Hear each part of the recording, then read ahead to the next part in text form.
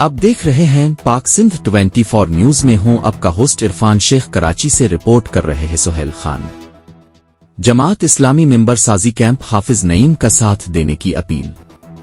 कराची के इलाके मलीर कायदाबाद में जमात इस्लामी के चेयरमैन हाफिज नईम अर रहमान की हिदायत पर जमात इस्लामी जिला मलीर के सदर हाजी इस्लाम की सदारत में मेंबर साजी कैंप का इनेकाद किया गया।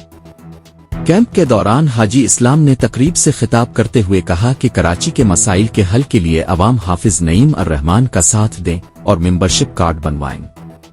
उनका कहना था कि इंशाअल्लाह जमात इस्लामी ही कराची के मसाइल हल करेगी। कैंप में बड़ी तादाद में लोगों ने मेंबरशिप फॉर्म पर किए।